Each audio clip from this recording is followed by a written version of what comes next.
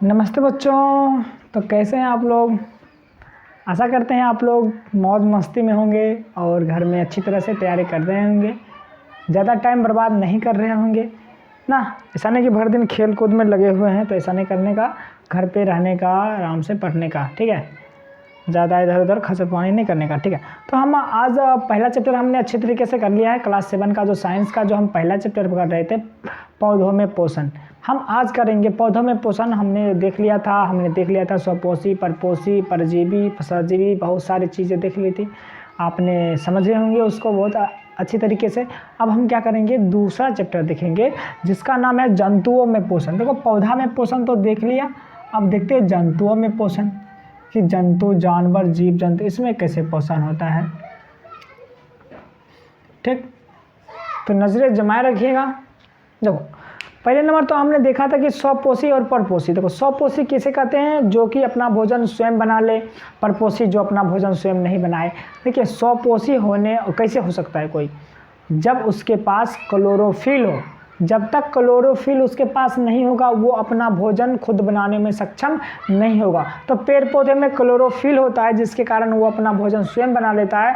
जीव जंतु में क्लोरोफिल नहीं होता है जिसके कारण वो अपना भोजन नहीं बना पाता, ठीक है। इसके बाद जैसे जानते हैं कि बहुत सारे चीज़ें हैं जो जंतु में पोषण की बात करेंगे तो बहुत सारे जंतु जो हैं अपना पेड़ पौधे खाते हैं ना। शाकाहारी मांसाहारी जानते हैं। शाकाहारी जो सिर्फ पेड़ पौधे खाते हैं, जो कि मांस नहीं खाते हैं, उसे शाकाहारी कहते हैं। जैसे अपना हिरन हो गया, गाय हो गया, ये सब क्या शाकाहारी है। और मांसाहारी ये सब भी जान चुके हैं। शाकाहारी आपको पता है क्या होता है? शाकाहारी जो मांस नहीं खाते हैं, जो मांस नहीं खाते हैं। जैसे हो गया मान लीजिए हिरन, जैसे हिरन, इसी में ज़्यादा डिटेल में हम लोग नहीं जाएंगे, कभी आपको पता ही होगा पहले बात है।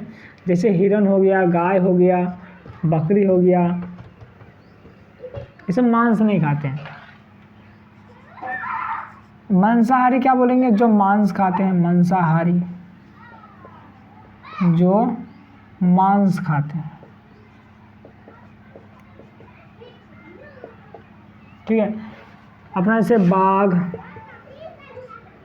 शेर, ये सब क्या खाता है? मांस खाता है, ठीक है। और एक होता है सर्वाहारी, जो कि पेड़ मांस, जो शाकाहारी भी है और सर्वाहारी भी है। मतलब जो मांस भी खाता है और जो क्या कहते हैं बिना मांस वाली चीज़ें भी खाता है।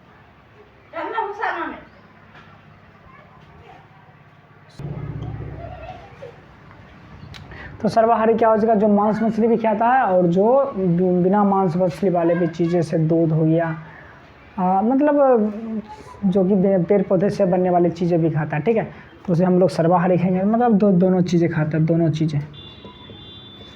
ये वाला भी खाएगा, मतलब शाकाहारी जो शाका भोजन जो क्या कहते हैं अपना साग सब्जी ये सब खाएगा और अपना मांस भी खाएगा। जैसे कुत्ता हो गया, जैसे क्या होगा, कुत्ता क्या खाता है? ये साग सब्जी भी खा जाता है, फुल्का उल्का भी खा जाता है और मांस भी खाता है, ठीक है। तो हम इतने बातें जानते हैं।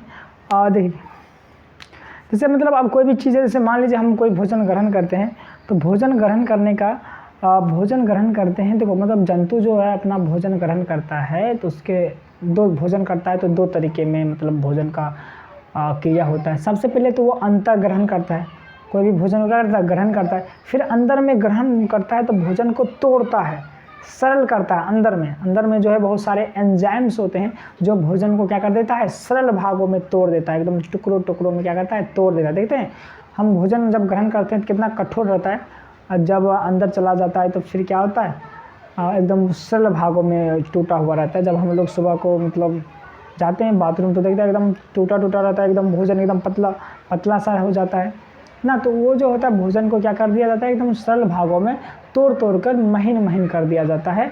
फिर भोजन क्या होते हैं हमारे अंदर, जिसे हम लोग पाचन की क्रिया भी कहते हैं, पाचन क्रिया में भोजन को क्या कर दिया जाता है, तोड़ दिया जाता है। तो भोजन हम करते हैं कठोर के रूप। पहले नंबर हम मुंह में ही चबा करके उसको क्या पतला करते हैं, पेट में जाता है और पतला हो जाता है, और जब निकलता है सुबह को पता ही है हम लोग, और सुबह एकदम पतला हो जाता है पूरा। तो ये कौन करता है? तो अंदर में हमारे जो शरीर के अंदर में होते हैं वो एंजाइम्स होते हैं बहुत सारे, वो ये सब काम करता है। तो फटाफट आप ये लिख लीजिए, फिर उसके बाद हम और भी चीज़ें लिखाते हैं।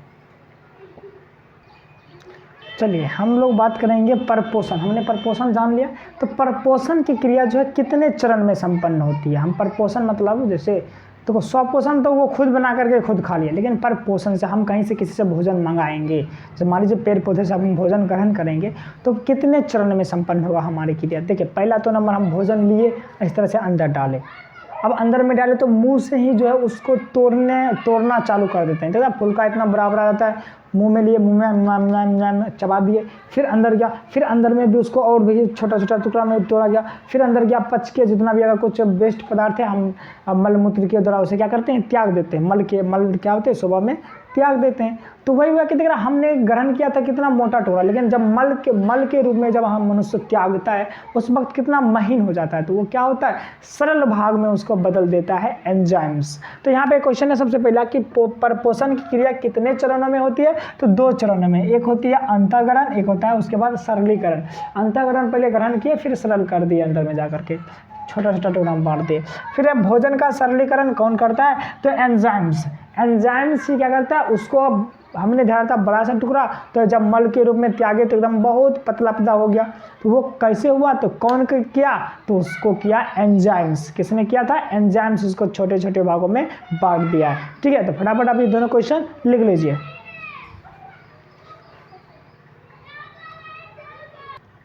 चलिए हम अगला टॉपिक देखेंगे, पाचन किसे कहते हैं। देखिए पाचन, जैसे हमने शरीर में नहीं कहता अरे हमने खाया रात को, वो नहीं पचा है अभी तक, इसलिए अभी भूख नहीं है, या मान लीजिए अरे नहीं पचा जिसके कारण हमारा पेट खराब हो गया, अरे झाड़ हो गया, मेरा गैस बन गया, इस तरह की बातें आपने सुना होगा। नहीं पता अरे पच गया, नहीं पचा, ये सारी बातें। तो वही कह रहा है पाचन किसे कहते हैं? तो पाचन होता कैसे है? हमने कठोर भोजन ग्रहण किया, अंदर में एकदम पूरा नॉर्मल भोजन हो गया, एकदम पूरा छोटा छोटा हो गया। ठीक है, तो ये सारी बातें जो हैं, तो ठीक है, तो पाचन बस क्या होता है? पाचन क्या होता है? क्या बोला? एंजाइम्स की उपस्थिति में भोजन के जटिल रूप को सरल रूप में बदलने को ही पाचन कहते हैं। हमने भोजन के जटिल रूप को ग्रहण किया, मान लीजिए रोटी खाया, रोटी कितना कठोर होता है, और उसको अंदर में चबा करके फिर क्या किया? अंदर में गया, एंजाइम्स भैया आए और उस भोजन को एकदम तोड़ मरोड़ के बाद चलत निकल एकदम भोजन को क्या कर दिए? पतला महीन रूप में बदल दिए। उसे ही क्या बोलते हैं? पाचन कहते हैं ना।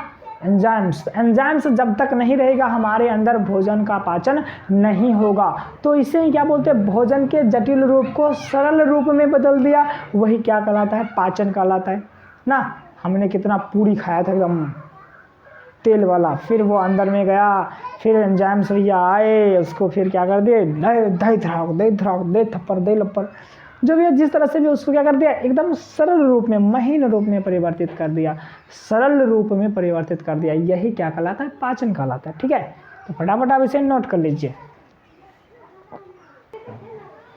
तो ध्यान से हम लोग अंतःग्रहण पे अगर फोकस करेंगे, अभी अंतःग्रहण, भोजन का अंतःग्रहण है।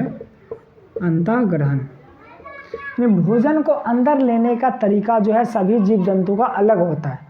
ऐसा नहीं कि बहुत सारे सभी जीव जंतु, जितने भी जीव जंतु है, सबका तरीका एक ही तरह का होता है जीवों को या किसी भोजन को अंतःग्रहण करने का, यानी अंदर लेने का। जैसे देखिए हमारे पास एक है अमीबा जो होता है सूक्ष्म जीव होता है।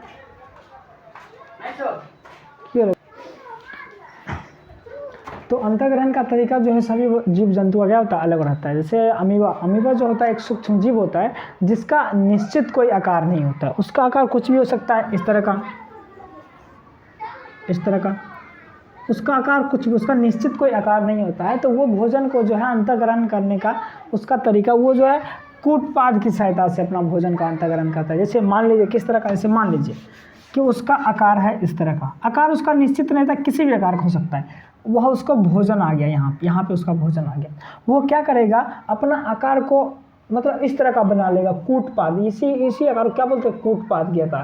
तो वो आराम से बोलेगा भाव आओ, इस तरह का आकार बना लेगा। जैसे मान लीजिए ये है यहाँ पे,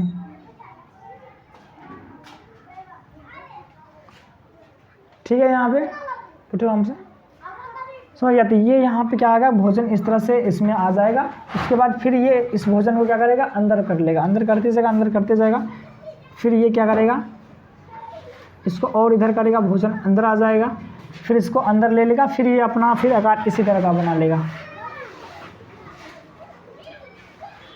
अब भोजन अंदर आ गया, फिर ये क्या करेगा, बंद कर लेगा। तो अमीबा जो है इसी तरह का जो है अपना भोजन अंतर्ग्रहण करता है। ठीक है, तो बहुत सारे जीव जो है, सब जीवों का क्या होता है, भोजन को अंदर लेने का तरीका अलग अलग होता है। जैसे अपना जैसे हो गया मधुमक्खी और तितली, ये सब क्या करता है, अपना भोजन जो है फूल पत्ती से चूस कर लेता है, फूल पत्ती से क्या करता है, चूस कर लेता है। सबका क्या होता है, अलग अलग तरीका। जैसे मतलब चींटी और तिलचट्टे जो है अपना भोजन क्या करता है, कुतर कुतर के ग्रहण करता है। क्या करता है, कुतर कुतर के। जैसे चूहा भी किसी तरह का अपना भोजन क्या करता है, कुतर कुतर करके ग्रहण करता है। पहले मतलब उसको काट देता है छोटे छोटे, फिर ग्रहण करते हैं। आज जैसे घोंघा क्या करता है, जलीय पौधे को कुतर कुतर करके खाते हैं। घोंघा जलीय पौधे यानी जल में जो भी पौधे रहते हैं उसको क्या करते हैं, कुतर कुतर कर करके खा जाते हैं। ठीक है, सांप क्या करता है, किसी भी चीज़ों को गिल जाते हैं, क्या करते हैं, डायरेक्ट गिल जाते हैं। और छिपकली जो है, छिपकली क्या करता है, किसी भी उसके दाम में कीड़ा है, कीड़ा क्या करता है, जीभ से फटक से तेज़ गति से जीभ से कीड़ा को फंसा करके खींच लेता है फटक से।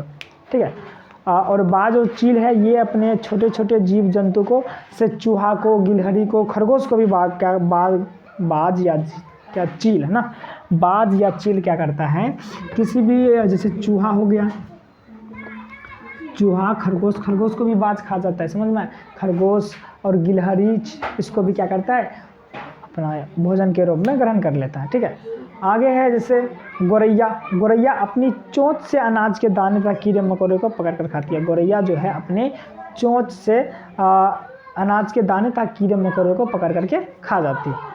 और मानव शिशु जो छोटे बच्चे होते हैं वो कैसे भोजन ग्रहण करते हैं, तो वो माता के स्तन से अपना दूध के रूप में उसे खींचते हैं और दूध क्या करते हैं, ग्रहण करते हैं। तो यहाँ से हमें क्या पता चला कि जो सभी जीव जंतु होते हैं उसके भोजन के अंतर ग्रहण करने का तरीका यानी अंदर लेने का तरीका क्या होता है, अलग अलग होता है। ठीक है, तो आप इस तरह से समझ पाए होंगे। तो आप जो इस क्वेश्चन को नोट कर लीजिए कि अमीबा में भोजन का अंतर्ग्रहण कैसे होता है, तो कूटपाद की सहायता से कैसे होता है अभी हमने बताया। पहले यहाँ भोजन है, फिर ये अपने आकार को इस तरह करते जाएगा, फिर ये अंदर गया, फिर अंदर ले लिया, फिर अपना ये आकार इस तरह का हो गया। ये इसका क्या हो गया, अंतर्ग्रहण। अमीबा इस तरह से भोजन का अंतर्ग्रहण अंदर लेता है।